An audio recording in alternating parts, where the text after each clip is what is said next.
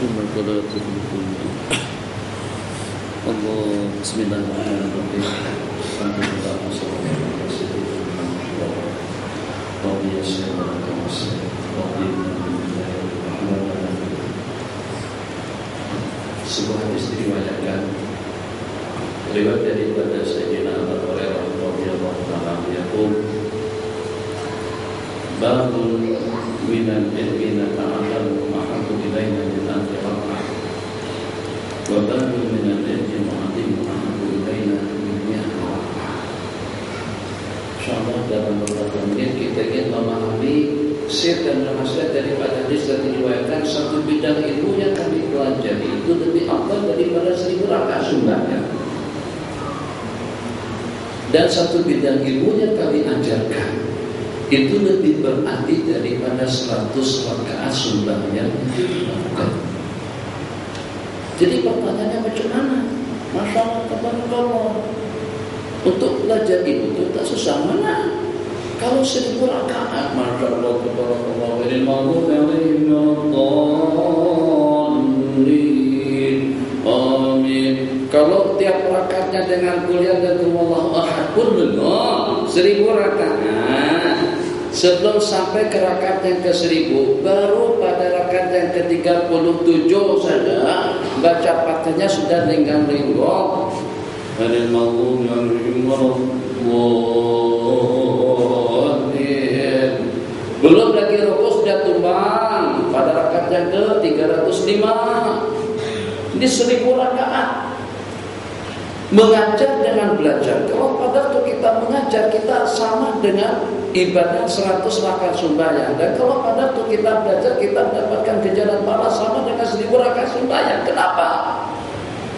Sahnya ibadah orang yang beribadah, sempurnanya sembahyang orang yang sembahyang. Kita dengan sembahyang, kita dengan zikir, kita dengan tasbih, kita dengan khuruj di jalan Allah, dakwah fi sabilillah, kita dengan segala aktiviti kebaikan yang membuat manusia jadi sedar, yang membuat manusia jadi insaf, kembali kepada Allah, paham makna hidup, dan juga dengan kita mengerti kenapa dengan anugerah nikmatnya Allah berikan kepada kita tanpa ada batasan dan juga tanpa ada hitungannya. Kenapa dengan kita dimuliakan oleh Allah Jalla wa'ala dengan berbagai kemuliaan yang tidak ada tandingannya. Itu semuanya akan dapat kita amati dan dapat kita pahami rahasia dengan ilmu.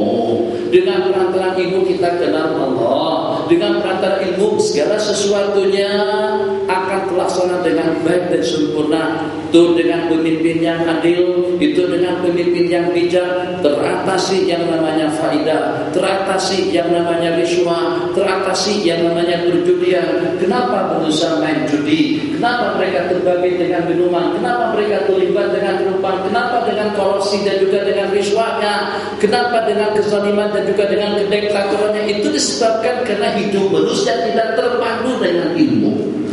Jadi kita dapat memahami dan juga dapat menyimak rahasia daripada hadis yang diriwayatkan tadi itu. Macam mana Nabi kita katakan satu bidang ilmu yang kita pelajari itu lebih afdal daripada 1000 rakaat sembahyang.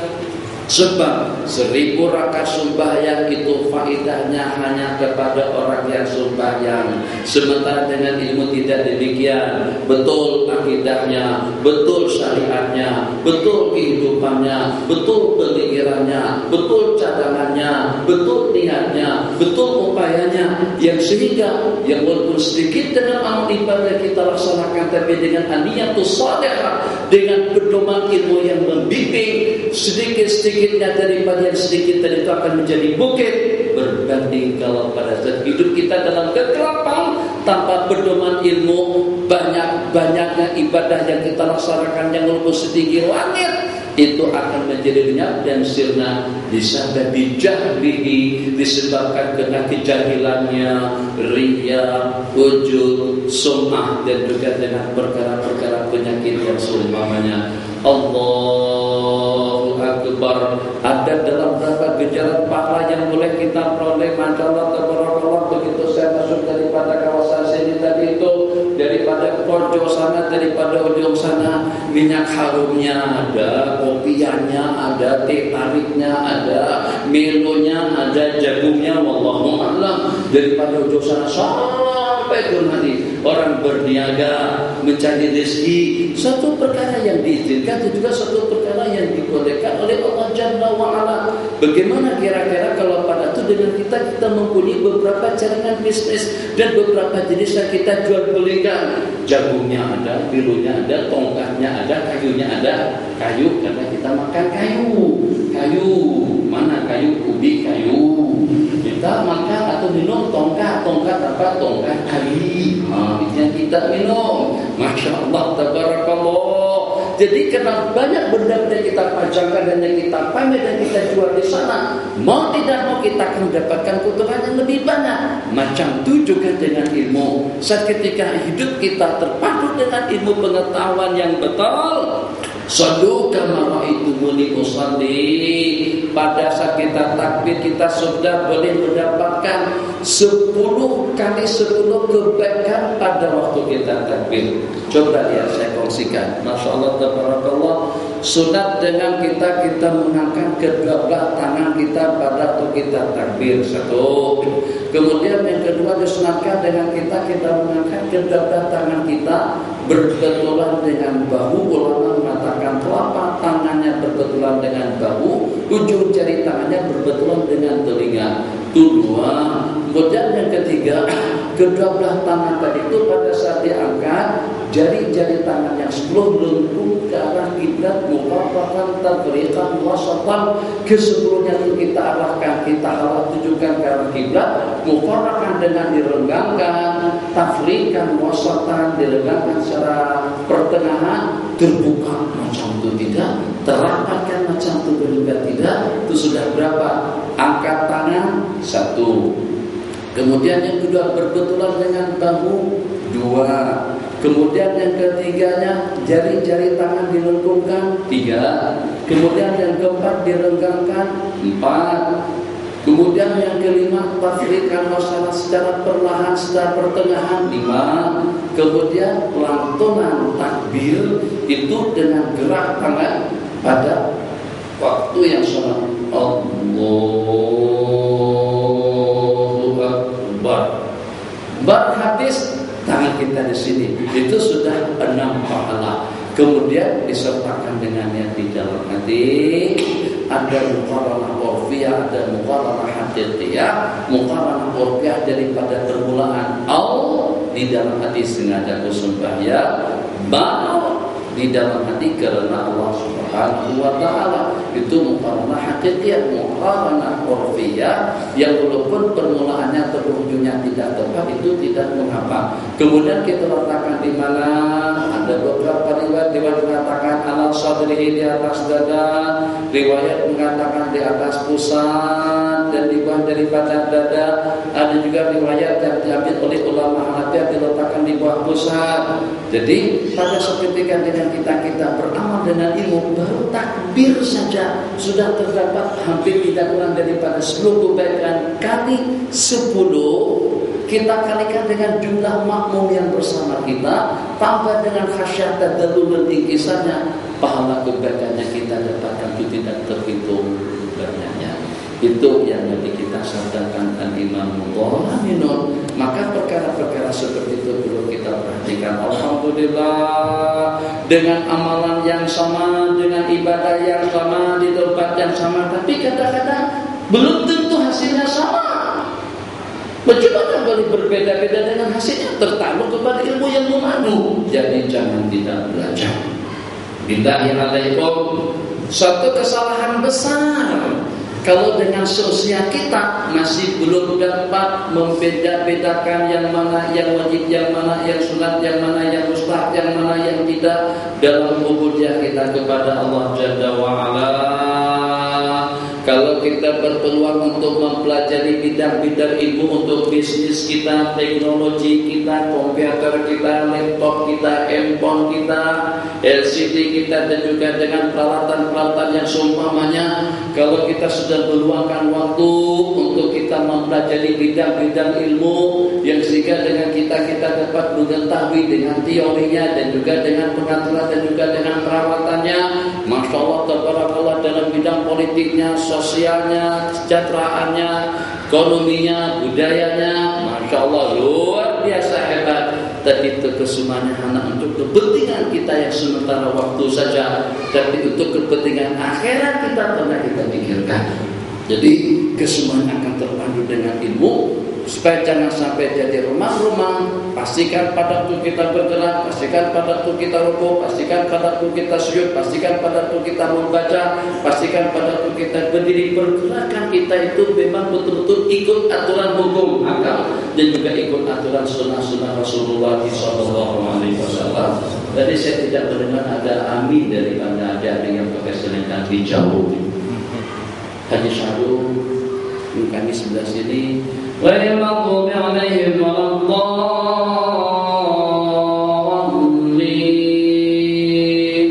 آمين. Karena hanya dalam beberapa orang saja. Kenapa antum begitu gedekut hanya dengan mengucapkan amin saja tidak mau? Memang Ustaz kita daripada Pakistan kata Hanafi, amin itu adalah tidak dianjurkan kepada makmum. Puluhan hadis dengan baginda tidak pernah tidak mengaminkan dengan bacaan beliau. Kalau Rasulullah sallallahu alaihi wasallam idza qala waladhdallin qala amin dan bihi sauta. Apabila nanti kita membaca waladhdallin, nanti kita ucapkan amin dengan melantangkan dan menyaringkan suara beliau. Siapa kita, siapa baginda? Mungkin ada yang tidak paham tentang rahasia amin, sehingga tidak terbuka, tidak ada keinginan, tidak ada kemauan, kedekut sungguh dengan suara dan tidak mengaminkan bacaan daripada imam. Justru dibalik daripada amin tadi itu terdapat macam-macam rahasia. Insyaallah ngaji saya tidak berjanji, tapi itu insyaallah hakikatnya itu adalah rahasianya. Senantiasa kita sehat, senantiasa kita mendapatkan bimbingan dan petunjuk, senantiasa kita mendapatkan kemudahan, senantiasa kita sejahtera, senantiasa kita merasa aman, senantiasa kita mendapatkan bimbingan, senantiasa kita mendapatkan perlindungan. Itu berkat amin. Nabi kita bersabda, "Idza wafaqa ta'minuhu ta'minal malaikati ghufira lahu ma taqaddama min dhanbi." Apabila bertepatan amin daripada imam, makmum dan para malaikat akan terampunilah dosa-dosa kesalahan mereka yang telah lalu. Itu fadilatnya. Riwayat yang lain, apabila Nabi kita idza qala al-imamu, Nabi kita bersabda dengan perintah, idza qala al-imamu waladhdallin, apabila imam membaca waladhdallin di belakang faqulu, itu perintah fi'il amr. Amin. Jangan merasa kena duit banyak kereta Mercedes S kelas BM ditunjuk Rolls atau dengan Lexus atau juga dengan kendaraan mewah Aston atau juga dengan Ferrari atau dengan Lamborghini. Untuk apa amin? Itu kerjanya budak-budak kecil, orang-orang bengkak, dan juga dengan tuan-tuan imam yang tidak ada billah. Kesetan nih, wah pinggang, jantung tersumbat, kancing manis, darah tinggi dan tak stroke separuh badan. Kita sangat-sangat memerlukan lantunan doa yang semacam itu, sikit tapi pahalanya besar.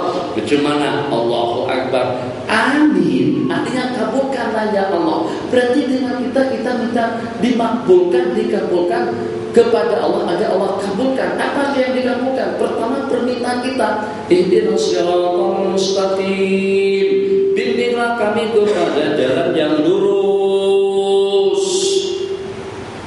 Besok malam Jumat, insyaallah tidak salah kalau ada yang memfatwakan haram kalau sampai malam Jumat itu disalahgunakan untuk pertandingan.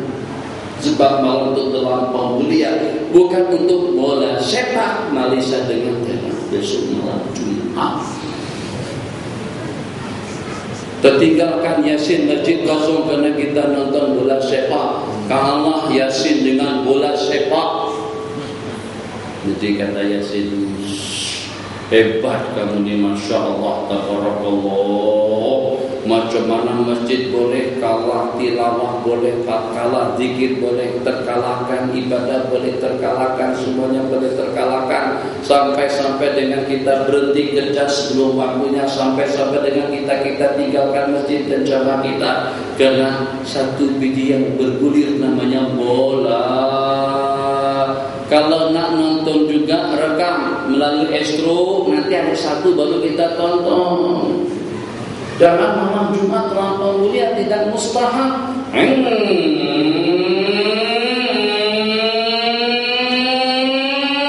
Apa tuh? Lamborghini tuh Najib.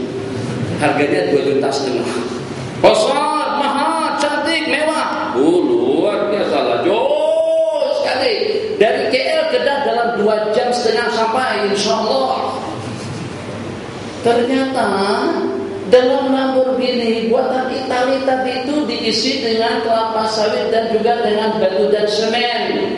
Haji, lori bukan dengan Lamborghini untuk membawa kelapa sawit itu dengan trailer, oke, dengan jenis-jenis kendaraan seumpamanya, bukan dengan Ferrari. Jangankan dengan Ferrari, kalau ada bawa sejenis Camry saja, ternyata di dalam Camry tadi itu isinya getah dengan sawit. Kita katakan, Tuhan Haji, mana ada orang bawa sawit di dalam Camry, la ilaha illallah. Nah, macamku malam Jumat itu terlampau mulia, terlampau berarti di sisi Allah Jalla wa'ala. Terus kita isi dengan suka, terus kita isi dengan hiburan. Sama saja dengan kita, masjid yang seindah ini atau surau yang seindah ini dengan lampu kristal ini tidak bakalan dapat dalam 500-an.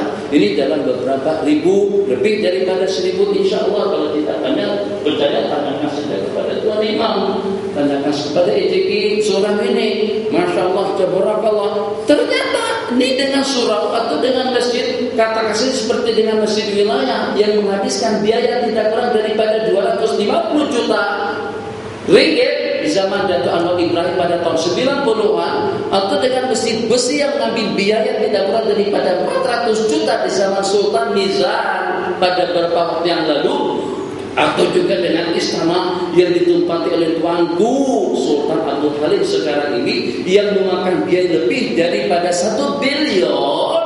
Ternyata kita gunakan untuk kita main pempok sesuai tak? Tidak sesuai. Mana boleh istana untuk kita main bola sepak, mana boleh istana kita gunakan untuk kita main badminton. Tempat badminton itu di mana? Itu supaya sesuai dia dengan tempatnya. Kembali, siapa yang membuat manusia jadi sudah seperti itu, dan apa saja yang menjejarkan kita, dan kenapa dengan hidup kita jadi terbimbing? Tahu yang mustahab, tahu yang sewajarnya. Kata pengurus majelis kita tadi itu dimatikan handphone. Kenapa? Sebenarnya kita tahu di masjid tidak seperti pada waktu kita di istana, di masjid tidak seperti kita pada waktu di warung, di masjid tidak seperti kita di Padang atau juga di Bukit Jalil. Di Bukit Jalil handphone kita hidupkan, semuanya kita nyalakan, tidak ada masalah. Tapi di masjid tidak seperti itu. Kenapa? Karena hati kita sudah mendapatkan bimbingan petunjuk dengan ihdinas siratal mustaqim. Seperti itu. Bimbinglah kami kepada jalan yang lurus. Siratal ladzina an'amta 'alaihim ghairil maghdubi 'alaihim waladdallin. Supaya paham bahasanya, mudah saja dipahami, Haji. Di dalam Al-Qur'an itu terdapat tidak kurang daripada ratusan macam doa. Rabbana atina fid dunya hasanah, Rabbana la tuzigh qulubana, Rabbana hab lana min azwajina, Rabbana innaka jami'un nasi liyaumin la raiba fihi, Rabbana la tu'akhidhna in nasina aw akhtana, Rabbana innana sami'na munadiyan yunadi lil iman, Rabbana hab lana min azwajina. Ada berapa Rabbana di dalam Al-Qur'an yang itu kesemuanya maknanya, asratnya, rahasianya, hikmahnya tercakup di dalam Fatihah, dan Fatihahnya kita baca pada tiap rakaat kita sembahyang pada penghujungnya. Amin. Kabulkanlah ya Allah. Ketenangan, ada doa untuk jiwa tenang di dalam Al-Quran. Kesehatan, ada doa untuk kesehatan dalam Al-Quran. Al-Quran. Kebahagiaan ada doa untuk kebaikan di dalam Al-Quran. Dunia akhirat agar kita selamat ada juga di dalam Al-Quran. Kekhusyuan dan kebeningan hati ada juga doanya di dalam Al-Quran. Itu yang kita aminkan, itu yang diaminkan oleh baginda Nabi, itu yang diaminkan oleh para malaikat. Dan itu juga yang diaminkan oleh para sahabat yang antum tadi itu kedekat sungguh. Mungkin karena dengan guru kita yang tidak memberitahukan tentang fadilahnya, mungkin juga karena budaya. Nanti kalau adik-adik pergi ke Mesir, imamnya baca slow saja. Amin. Kenapa ramai masa itu? Karena mereka ingin mengejar kelebihan dan kebaikan yang ada dalam hati. Terakhir, imarah masjid tadi sudah saya ingatkan, kewajiban masyarakat sini. Di macam mana kita boleh imarahkan tentang ini tanggung jawab tadi. Rasanya ngaji-ngaji pun bukan dari sini semuanya kan? Itu salah, itu melakukan, itu mana yang hasil ini mana? Ini pelajar datang daripada jauh, ini tanggung jawab kita. Supaya memancar nur dan cahaya daripada tempat surah hidayah kita sini. Itulah kita bersaing sekarang, kita bersaing. Kan kalau pada masa kita berkempen, kalau hijau di sana ada pacak 1000 bendera, biru juga kena pacak 1000 bendera. Sekarang kita bersaing dengan yang besar, duduk macam ni kan duduknya. Tengok tak? Besar bang, besar sekali. Jadi jangan sampai kita kalah saingan. Jangan sampai yang di situ, masya Allah, tabarakallah, sudahnya lokasinya besar, gunungnya besar, guanya besar, dan juga penggemarnya pun ramai. Pada hari apa saya tak tahu. Itu kalau seandainya dalam perayaan haji pecah kelapa atau apa, pecah kelapa kan? Jalan mana boleh kita lewat sini, masya Allah, tabarakallah, berjam-jam baru kita boleh lewat. Nah di sini masjid kita, surau kita kecil, adanya di pojok, di bawah lereng gunung, hampir tertindih dengan surau mereka. Itu bukan surau namanya. Jadi yang walaupun hak kita ini kecil, tapi coba perlihatkan kegigihan dan semangat daripada masyarakat yang ada di sini. Jangan tidak hadir sembahyang berjamaah 5 waktu dengan pacuan. Masya Allah, tabarakallah.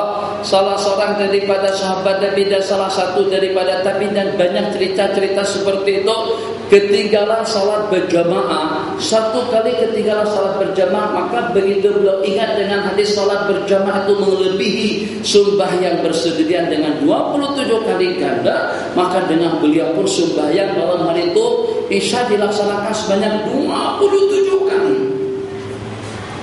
Dalam sebuah riwayat dinyatakan kalau pada waktu kita melaksanakan salat berjamaah, yang pertama Allah tengok tuan imam. Imamnya khusyuk, hatinya bening, bacaannya betul, semuanya oke, Allah terima sembahyang imam dan juga terimbang dengan sembahyang makmum semuanya Allah kabulkan. Tapi kalau pada saat imamnya teringat bola, menangkah atau kalahkah kita besok malam nanti, risau dan takut, risau dan bimbang. Sebab kita pada waktu jadi tuan rumah saja kita tidak boleh menang, macam mana kalau pada waktu kita jadi tetamu di Thailand situ? Mungkin barangkali kita bawa 2-0 dari ke sini nanti besok malam. Karena sumpah pula pemain yang 11 orang itu dimarahi sama penggemar-penggemar di sini. Kenapa? Sebab kadang-kadang penonton lebih pandai daripada pemain. Pemain itu tak tahu cara mencetak gol itu macam mana, tapi dengan penonton boleh ajar. Allahu Akbar. Begitu saja tak masuk. La ilaha illallah. Kiper tadi itu melompat, salah lompat, bukan situ bolanya di sini, kenapa tidak boom ditampar macam itu? Lepas bola tak jadi gol. Penonton ini senang saja menonton, senang saja mengatur pemain. Jadi kadang-kadang lebih pintaran penonton daripada pemain. Jadi karena kita menghayal ke sana, akhirnya sembahyang kita tidak terlalu khusyuk. Allah tengok makmum yang di belakang, ada satu orang makmum di pojok sana, jika siapakah yang khusyuk, yang bening, yang tadabbur, Allah terima sembahyang makcik tadi itu dan semua makmum yang bersama. Kalau tak juga makmumnya tidak khusyuk, imamnya tidak khusyuk, karena bola makmumnya tidak khusyuk disebabkan karena apa saja lah. Kenapa jika kira-kira makmum tidak khusyuk?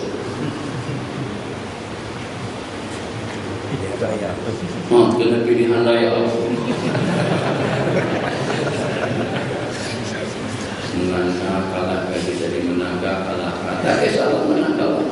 Tapi kalau kalah bukan kita yang naik, kalau menang bukan kita juga yang terpilih. Sebab yang jadi Perdana Menteri itu tak satu saja. Jadi jangan terlalu menghayal, jangan terlalu berharap untuk menjadi pengganti kepada Datuk Najib. Sebab akan menggantikan datanya sangat satu orang saja. Yang satu orang itu akan diributkan oleh sejumlah sekian orang. Dikatakan kalau pada saat satu orang yang berhormat meninggal dunia, meninggal, gubernur meninggal, akan terdapat puluhan yang bercalon untuk menggantikannya. Tapi kalau pada saat ada ulama meninggal dunia, ada berapa ulama yang sanggup untuk mengambil alih peranannya. Itu problem yang kita hadapi. Akhirnya sama-sama tidak khusyuk. Imamnya tidak khusyuk, makmumnya tidak khusyuk. Allah akan terima sembahyang mereka disebabkan karena kita berjemaah.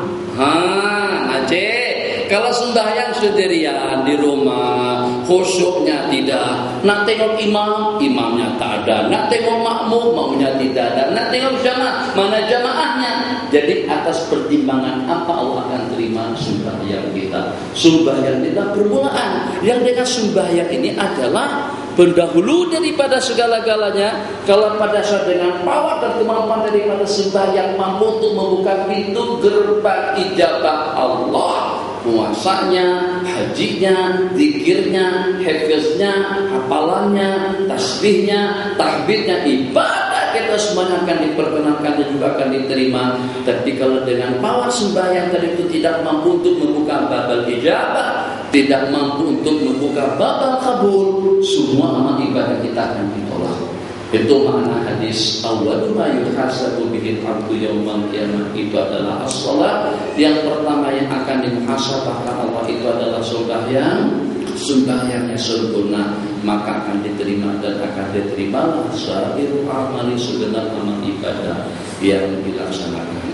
Jadi mudah-mudahan dengan beberapa hadis dan juga dengan beberapa nasihat tadi itu, insyaallah untuk ke depan daripada besok hari sebelum pergi ke office, ke Pokkelang, ke Pradua, Roton, Bank, urusan sawah, gudang, dusun, kebun, durian dan lain sebagainya, mulakan dengan sembahyang berjemaah di sini terlebih dahulu. Tak apalah kalau ini tak panjang mana pun tak kisah. Assalamualaikum warahmatullahi wabarakatuh. Assalamualaikum warahmatullahi wabarakatuh. Baca yang 10 Allahumma jini 7 kali, baca kursi, tasbih, tahmid, takbir 33 dengan penutup la ilaha illallah wahdahu la syarikalah dan seterusnya, dan balik saja lagi. Tapi jangan tidak berjamaah supaya kita tergolong. Sebab peluang kita untuk menjadi syahun seperti mereka-mereka ini sudah kelewatan. Wasyabun nasyafi ibadatillah, dan dengan seorang pemuda yang terdidik, yang hidup mengabdikan diri kepada Allah. Kita ini bukan syab begituan aja, kita ini bukan pemuda, kita ini dah tua dah. Kita dah lebih 50-an. Hanya bedanya tuan haji dengan saya, Pak Haji mungkin lebih banyak lebihnya. Saya baru lebih 2 tahun atau 3 tahun daripada 50. Amalnya tua juga. Haji dah lebih 10 tahun dah lebih daripada 50. Lebih banyak lagi. Jadi untuk kita memperolehi golongan yang 7 sabta Allahu bidzillihi yauman la dzilla illa dzillah. 7 golongan akan mendapatkan naungan arsy pada saat tidak ada naungan kecuali naungan Allah Jalla wa Ala. Di situ diantaranya imamun adil, pemimpin yang adil. Bila kita jadi pemimpin yang adil, ketika gubernur Allah, jadi yang berhormat kita bertanding dan penyokong pun tak ada. Kalau kita masuk duit 3.000 RM, tambah kali yang menyokong, mana buang-buang duit saja. Jadi Perdana Menteri jangan terlalu menghayal sampai mati, sampai ke akhirat, sampai ke kubur pun belum ada tentu ada orang yang mencalonkan. Jadi ganti yang depan tuan aku, tujuh dunia dengan akhirat. Sebab tak ada keturunannya. Imamun adilun, udah kelewatan. Sebab kita merebutkan sesuatu yang hanya satu saja di negara kita ini. Yang kedua, warajulani tahabba billahi jama'a alaihi wa tafarraqa alaihi. Dua orang laki-laki yang berkasih sayang karena Allah, berhimpun di masjid karena Allah, berhimpun dalam kebaikan karena Allah, tidak ada kepentingan ziarah menziarahi, mengunjungi harga menghargai, hanya semata-mata karena Allah. Itu peluang untuk sumber hidup. Yang ketiga, warajulun qalbuhu mu'allaqun bil masajid, atau yang ketiga wasyabun, dan dengan seorang pemuda nasya'at, terdidik, dibesarkan dalam berubudiyah kepada Allah. Kita ini bukan pemuda lagi, kita ini orang tua, tidak punya anak, tidak punya cucu. Ini mereka pun sekarang masih anak-anak, nanti sekejap lagi jadi punya anak. Sekarang anak-anak, besok jadi punya anak, akan beranak. Masya Allah, bukan kamu sebelah situ. Kalau udah kiamat dunia. Diramalkan hari ini tadi itu 12 hari bulan 12 2012, katanya kiamat akan berlaku hari ini tadi. Tahu bang? Yang meramalkan itu udah mati dah, tapi kiamat belum tiba lagi. Coba, banyak dan ramai yang percaya pada saat itu. Saat ketika diramalkan, ada ujungnya lore-lore apalah yang meramalkan Indonesia dan meninggal. Perempuan itu asal daripada Belanda, meninggal pada beberapa tahun yang lalu. Ramalkan 12, cantik sekali. Siapa yang kawin hari ini? Tak ada. Siapa yang beli rumah hari ini? Tak ada. Siapa yang beli tanah hari ini? Tak ada. Siapa yang beli kereta hari ini? Cantik nomornya 12. Maksudnya 2012. Ini kalau orang Cina jadi hari bersejarah bagi mereka. Kalau kita hari-hari bersejarah itu tiap hari, bukan hari ini sejarah. Sebab semuanya tercatat sisi Allah Jalla wa Ala. Allah syabun, sudah kelewatan. Keempat, warajulun qalbuhu mu'allaqun bil masajid, dan seorang laki-laki yang punya tertakluk dengan masjid, dari rumah tetap ingat masjid, kejauh manapun tetap ingat masjid, waktu musafir tetap ingat masjid, waktu bepergian tetap ingat masjid, sedang sibuk ingat masjid. Allahu Akbar, Allahu Akbar, terpanggil dari pojok dan daripada tempat kediamannya. Kita akan tuju tempat tersebut selamat, tidak ada halangan dan rintangan. Ke Bukit Jalil, Senonohan jarak jauh ditempuh Bukit Jalil, untuk kameran Helan, untuk pergi Langkawi, rekreasi, tapi belum pernah kereta mewah. Masya Allah, kalau depan surau, depan masjid ada Ferrari, ada Lamborghini, ada Jaguar, ada Lexus, ada Mercedes S-Class, ada Volvo, ada BMW, ada Audi, ada Porsche. Allahu Akbar. Malaikat betul-betul seronok tengok orang-orang kaya, anak-anak muda bawa kereta-kereta mewah, bukan dibawa ke tempat-tempat kelab-kelab malam, tapi dibawa ke rumah Allah Jalla wa Ala. Masya Allah, tabarakallah, motornya bagus. Ini kalau ada motornya Yamaha, Suzuki, Honda, kecil-kecil saja. Yang besar-besar itu jarang-jarang kelihatan di depan masjid.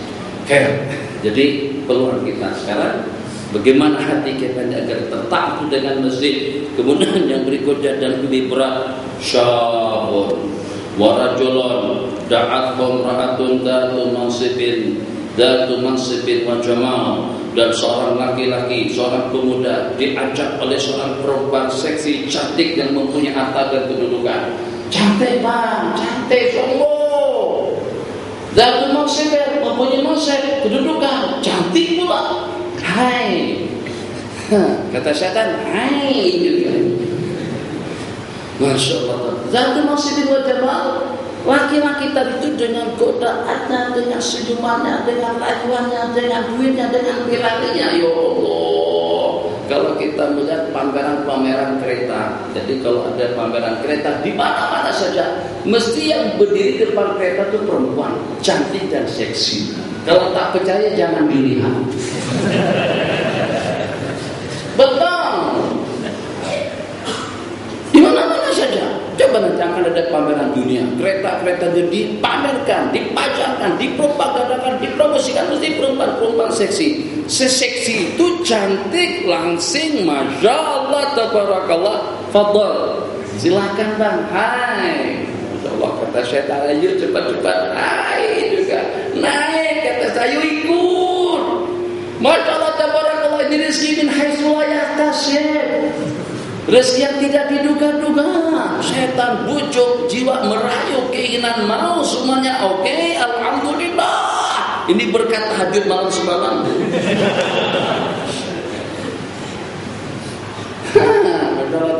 Ternyata dia jawab, "Qala ini akhafullah." Aku takut kepada Allah. Nangis dia. Jadi ada salah seorang daripada ulama, Sulaiman bin Yasar. Saat ketika dengan beliau sedang berada di sebuah kemah. Jadi tak lama kemudian beliau ini mempunyai paras yang cantik, mempunyai rupa yang tampan, sulit untuk mencari tandingannya. Lembut, halus, ayu, sayu, tampan, betul-betul mempesona dan juga menggugah perasaan tiap wanita yang melihat. Jadi pada saat itu masuk seorang perempuan Badawi yang cantik. Kalau cantik sekali itu sedikit, kalau panjang cantik itu memang cantik sungguh. Sebab bacanya juga panjang, matnya ada dua jengkal, cantik. Masya Allah, tabarakallah. Jadi perempuan tadi itu mengatakan habli syai'an, kasihkan sesuatu kepadaku. Jadi dikira sama Sulaiman bin Yasar tadi itu, ini tidak lebih daripada seorang pengemis daripada sebelah bukit, sebelah gunung mana. Maka beliau bagikan dalam beberapa kupang duit. Nah, kata perempuan tadi itu, bukan kupang duit, bukan makanan, bukan minum yang saya inginkan. Yang saya inginkan daripada sampean itu, daripada awak itu, sesuatu yang diinginkan oleh perempuan kepada suaminya. Oh, innalillahi wa inna ilaihi raji'un. Ini kalau orang-orang yang kurang kuat imannya, masya Allah, ini berkah salat jamaah, ini innalillah. Jadi dengan beliau tadi itu mengucapkan a'udzubillahi minki wa minasyaitan. Lamarlah, bujurlah, rayulah setan untuk melayan naluri seks kamu, tapi bukan dengan aku. Disumpah sama beliau, terus beliau terisak-isak menangis. Nangis sungguh. Sehingga perempuan tadi itu saat ketika sudah tidak ada harapan dengan tuan guru tadi itu, maka dengan perempuan itu pun balik. Tak lama kemudian datang teman beliau yang pada saat itu dengan beliau sudah berpura-pura dan segar, ada gangguan apa-apa, tapi mata kelihatan merah. Jadi pada waktu itu ditanya, ada apa? Ada apa sih? Ada apa? Oh, nangis kenapa? Kata apa? Saya sedih dan alasan dengan anak saya meninggal. Anak yang meninggal itu dah lama. Nah, ini barusan saja, baru saja. Apa yang ditangiskan? Mata merah kenapa? Terus beliau ceritakan daripada awal dan akhir. Begitu teman beliau tadi itu mendengar cerita tersebut, maka dengan teman beliau itu juga terisak-isak menangis. Boleh juga, kenapa menangis? Hanya dengan cerita menangis. Apa kata beliau? Aku menangis sebab seandainya aku yang diuji oleh Allah dengan ujian yang semacam itu, rasa-rasa aku tidak mampu melawan cabaran, melawan nafsu. Sebab perempuan itu sudah pasrah dah. Coba, misalnya nanti duduk asrama sendirian atau dengan kawan-kawan? Seorang atau ada teman, ada kawan. Kalau kita duduk di sebuah asrama, kita pilih sendirian. Jam-jam malam bening, angin. Terus tengah-tengah malam dalam pukul 1-an, Assalamualaikum. Suara kecil halus. Kita tengok daripada kaca lubang pintu tu, masya Allah, ini bidadari dari surga mana? Cantik, sungguh seksi, cantik, masya Allah, senyumannya memang betul-betul mencairkan hidung.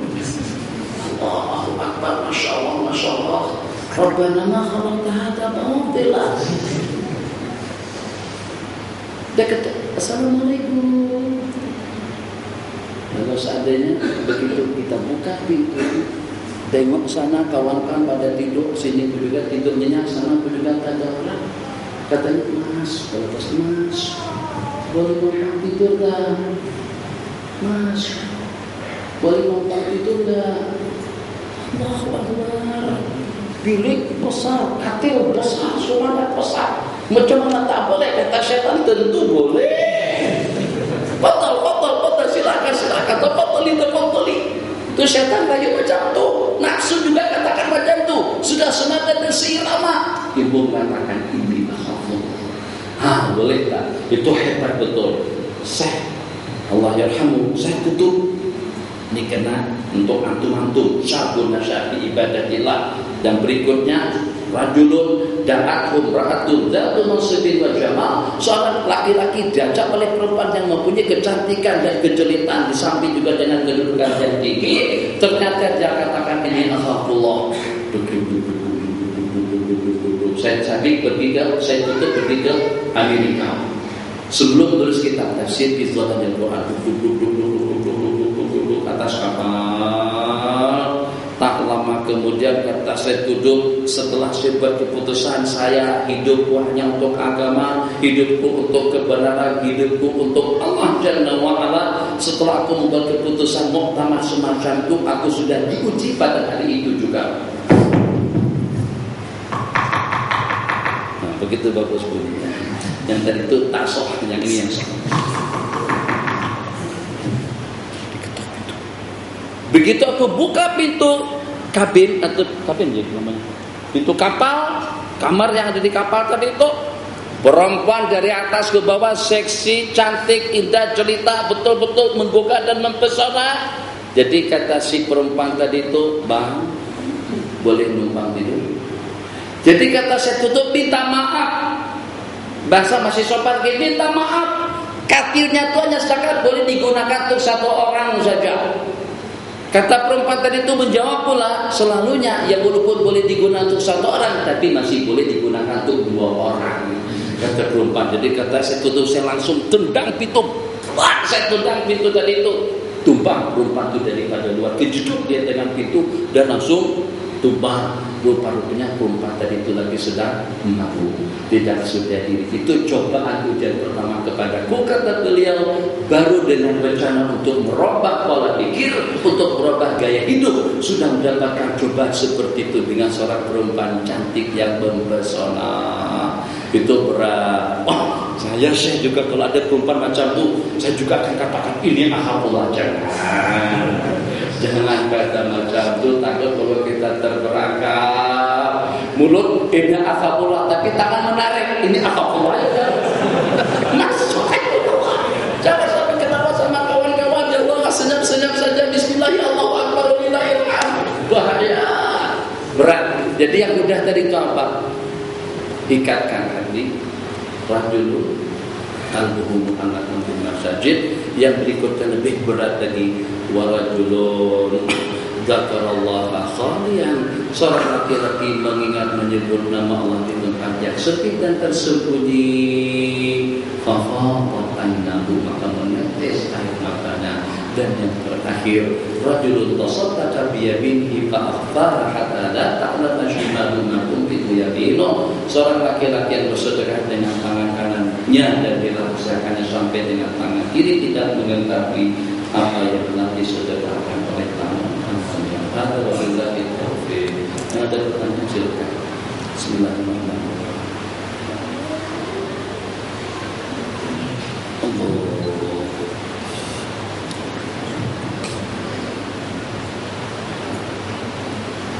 Assalamualaikum warahmatullahi wabarakatuh. Apakah benar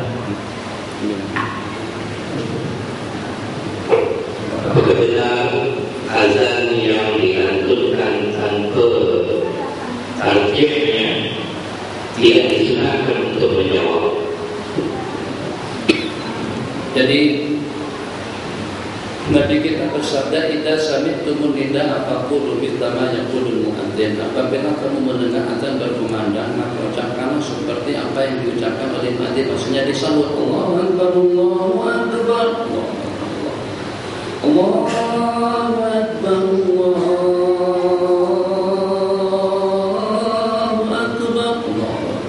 Akbar. Jadi selepas itu ada tarjih, jarang-jarang diamalkan. Tarjih itu adalah mazhab kita. Jadi itu riwayat daripada Abu Mahdura. Sementara riwayat daripada Sayyidina Bilal tidak ada tarjih. Arti daripada tarjih, asyhadu an la ilaha illallah, asyhadu an la ilaha illallah, asyhadu anna Muhammadar Rasulullah, asyhadu anna Muhammadar Rasulullah, asyhadu an la ilaha illallah. Jadi baca dua kalimat syahadat secara perlahan-lahan dulu, baru kita lantunkan dua kalimat syahadat secara nyaring. Itu namanya tarjih dan jarang-jarang diamalkan. Kenapa? Sebab kalau dengan kita mengingat azan Sayyidina Abu Mahdura itu adalah sebagai muazzin Nabi, itu dikumandangkan pada saat penaklukan kota Mekah pada tahun yang ke-8. Jadi dia tidak masuk. Azan Sayyidina dikumandangkan pada tahun Nabi kita di Madinah atau pada tujuan di Madinah. Jadi azan yang Nabi kita azankan kepada Abu Mahdura itu lebih terbelakang. Itu dari ulama Syafi'i yang mengatakan tarjih hukumnya sunat. Pertanyaan yang ditanyakan, apakah juga sunat disahut? Nabi kita kata mencabut. Apabila azan berkumandang sahut seperti apa yang diucapkan oleh muadzin. Ikut zahir daripada dalil tadi itu. Hatta kalau pada tarjih pun juga sunat dengan kita menyambutnya. Yang lain. Jadi pada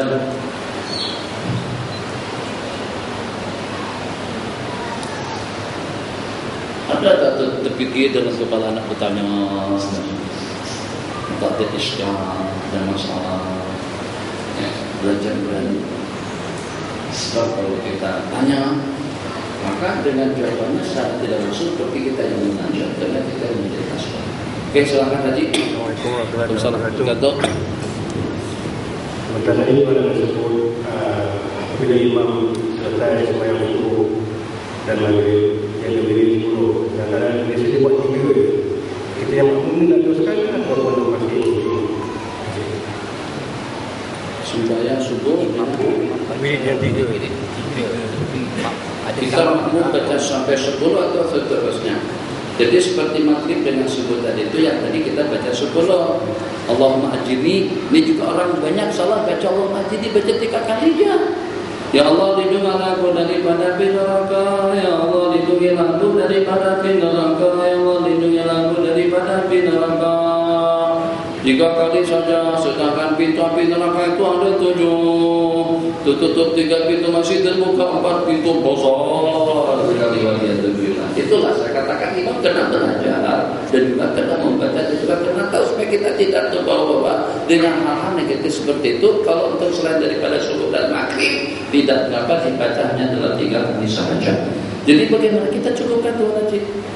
Kita pada saat imam baca ini, kadang-kadang imam tak baca tasbih tahmid takbir, kadang-kadang tak baca kursi. Imam rata-rata hari Jumat, besok Kamis, lusa Jumat. Assalamualaikum warahmatullahi wabarakatuh. Assalamualaikum warahmatullahi Astaghfirullahaladzim alladzi la ilaha illa huwal hayyul qayyum wa atubu ilaihi. 3 kali Al-Fatihah. Mereka langsung berdoa saja lagi. Bukan tidak boleh, tapi kesian kamu. Kenapa dengan kita menyajikan, mempersembahkan yang makbul, yang kurang makbul. Tak lama mana baca ayat kursi, tasbih 33, tahmid 33, takbir 33. Tapi imam yang tak baca tasbih, tahmid, takbir dan tidak baca kursi tadi itu berdoa panjang sekali. Jadi alhamdulillahi hamdan, alhamdulillahi hamdan yuwafi ni'amahu wa yukafi'u mazidah. Alhamdulillahi hamdan hamidin, hamdan mustaghfirin, hamdan syakirin. Kenapa? Sebab di situ i'rabnya antara 2. Jadi kalau kita i'rabkan menjadi hal, Alhamdulillah hamdan syakirin, dalam keadaan kami bersyukur, dalam keadaan kami beristighfar. Mesti permulaannya bukan alhamdulillah hamdan, permulaannya nahmadukallahumma, mesti dengan dhamir jamak nahmadu, atau hamadnaka ya rabbana hamdan syakiri kalau tidak pakai alif lam, kalau kita i'rabkan menjadi hal. Tapi kalau kita mulakan dengan alhamdulillah, alhamdulillah hamdan itu beridhafah, hamd jadi mudhaf, asyakir menjadi mudhaf ilaih. Alhamdulillah hamdan syakirin, hamdan hamidin, hamdan taibin, hamdan mustaghfirin, hamdan munibin, hamdan abidin. Yang seperti itulah mengenai hamdan permulaannya. Jadi kembali kepada itu, alhamdulillah ada masalah dengan kita. Amin, angkat kita aminkan. Amin, subhanallah, subhanallah, subhanallah, subhanallah. Amin, subhanallah, subhanallah, subhanallah. Jangan kita tinggalkan. Kalau seandainya tak dan naik motor, itu eksus bukan mulut subhanallah, subhanallah, subhanallah, subhanallah, subhanallah, subhanallah. Jangan ditinggalkan, pahalanya besar. Nanti kita bersabda, barang siapa bertahmid 33, tahmid 33, takbir 33, tasbih 33, dan dengan penutupnya la ilaha illallah wahdahu la syarikalah ghufirat lahu dzunubuh. Hadis riwayat daripada Imam Muslim, akan terampuni dosa-dosa kesalahannya wa in kana mithla zabadil bahri, yang walaupun banyaknya sejumlah bilangan buih di laut. Rugi kita kalau kita tidak beramal. Ayat kursi pula Nabi kita bagi garansi jaminan surga. Barang siapa membaca ayat kursi pada tiap selepas sembahyang 5 waktu, tidak ada penghalang masuk surga selain daripada mati. Kalau bukan karena mati, direct straight langsung masuk ke dalam surganya Allah Jalla wa'ala besar. Tapi imam-imam kita sudah lama yang terbaca ayat kursi. Kenapa imam itu juga sibuk menonton juga, akhirnya makmumnya jadi maksa minta maaf. Ini ada satu kejadian, Masya Allah, tak menghayalkan semacam itu. Ada dalam satu kejadian, Haji tak tahu Haji itu, Haji tak tahu dia. Ada dalam satu kejadian mungkin di Nursa barangkali. Jadi yang pada satu saya jadi pengisi majelis, saya jadi penceramahnya pada malam hari itu. Saya ceramah di sebelah sana di ruangan induk masjid, di sebelah sana mereka menonton bola. La ilaha dalam masjid. Innalillahi wa inna ilaihi raji'un. Kalau nak nonton juga pergi ke Bukit Jalil lah, tapi jangan di rumah Allah. Ada TV di sebelah nonton nih, misalnya seperti ini kan ada bilik di situ tuh. Kita semangat yang menyampaikan ceramah, tanya jawab dan lain sebagainya. Di sebelah situ mereka nonton TV pertandingan antara kesebelasan dengan kesebelasan. Itu kejadian sudah lama ya, mungkin bertahun-tahun yang lalu. Nah, tapi tahulah nanti takut kalau yang tahu itu tersinggung. Kalau tersinggung tak ada masalah. Nah, memang tak patut nonton bola di dalam masjid. Masjid bukan untuk nonton bola. Marah malaikat kalau pada saat ketika tengok kita membuat masjid jadi tempat tontonan bola sepak. Kembali kepada bacaan tadi itu. Jadi kita jadi imam kena hati-hati betul. Jangan sampai dengan kita menetepikan perkara-perkara sunnah, sebab kita adalah tanggung jawab. Muslimat ada silakan. Tanya. Muslimat ada. Silakan yang lain. Coba. Dan 10 menit lagi. Ya. Apabila dapat dikatakan yang seorang yang soleh dewasa kuburan, maka sisa kubur itu turunkan mic. Yang pakai mic. Apakah benar jika seseorang yang soleh lalu di satu kawasan kuburan, maka penghuni kubur di situ diangkat sisa kubur? Jadi ada cerita semacam itu. Cerita yang semacam itu adalah pada masa kunjungan dan lewatnya Syekh Abdul Qadir Al-Jilani. Apakah betul?